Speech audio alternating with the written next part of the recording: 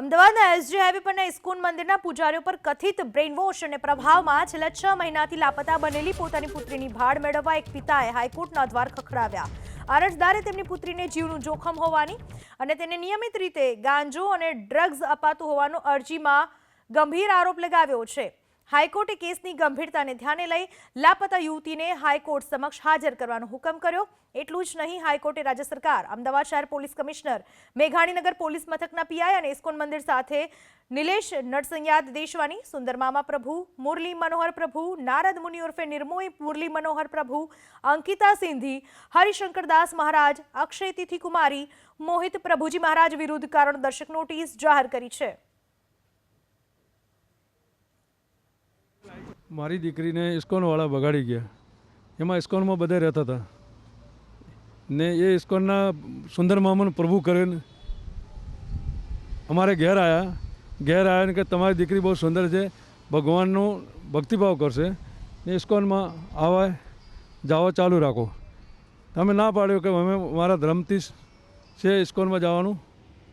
એ પછી બધા અમારે ઘેર આવ્યા હતા, સુંદર મામાને 5-6 છોકરીને અમારે ઘેર આવ્યા હતા ને અમને ગેરંટી કે તમારી દીકરી ધર્મ ભગવાનના હારા ભક્તિભાવમાં જાય, એમ અમને તમે કોઈ ટેન્શન નહીં, ભગવાનની ભક્તિ કરે, અમને કોઈ ટેન્શન નહીં।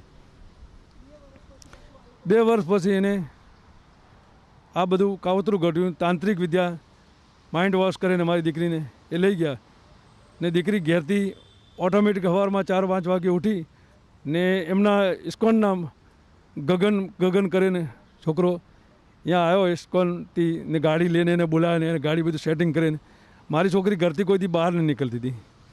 મારી છોકરી કદી શાકભાજી લેવાય નથી ગઈ ના બધા ઇસ્કોનવાળાના ગગન કરે ને પ્રભુ નારદ મુનિ કરે ને પછી મુરલી મનોહર પ્રભુ કરે ને સુંદર મામન કરે ને માધવાસ બેન્ડ કરે ને રોક બેન્ડ કરે ને ત્યાં છે વૃંદાવન મેં। અમે બધા પછી અમને બોલાયા ત્યાં કે જાઓ તમારું સમાધાન કરી દઈશ। પછી મને અહીંયા વૃંદાવનમાં બોલાયા, મને મારા સાથે મારી ફેમિલી અમને માર્યા। સુંદર મામાને એમને પકડે, મેં કે ગુરુ મહારાજને મળી લઉં એટલે ગુરુ મહારાજ કંઈ એનો નિકાલ કરશે। તો ગુરુ મહારાજને અમને મળવા નહીં દીધા, મને મારી ફેમિલીને ત્યાં માર્યા, અમને મળવા નહીં દીધા, ના દીકરી મળી ના ગુરુ મહારાજ મળ્યા। 5 મહિના થયા, મારો જે ફોન કંઈ થતું નહીં। ડ્રગ્સના પણ આક્ષેપો અરજીની અંદર કરવામાં આવે, તે શું છે? એ ડ્રગ્સ પાવે છોકરીઓને બધે ન થાડે। એમને જો ગ્રુપમાં ઓછામાં ઓછી 600 છોકરીઓ છે, બધી છોકરીઓના મા બાપથી વિસ્તૃત કરી દીધી છે। મારી છોકરી 24 અવર્સ એમને નશામાં રાખે છે ને એ ત્યાં નાચવાનું કામ કરાવે છે, જે મોટી પાર્ટીઓમાં નાચવામાં લઈ જાય છે ને વશીકરણ કરેલું છે ને તાંત્રિક વિદ્યા એવું બધું।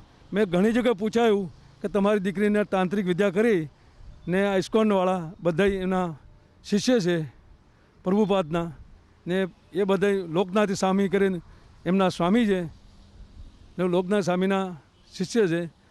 કૃષ્ણ ગ્રુપ કરીને એક ચલાવે છે, મોટો રેકેટ છે કૃષ્ણ ગ્રુપ કરીને, કૃષ્ણ બંધુ। જો અમને ધમકી આપી છે કે તમે વધારે કરશો તો તમે મારી નાખીશ।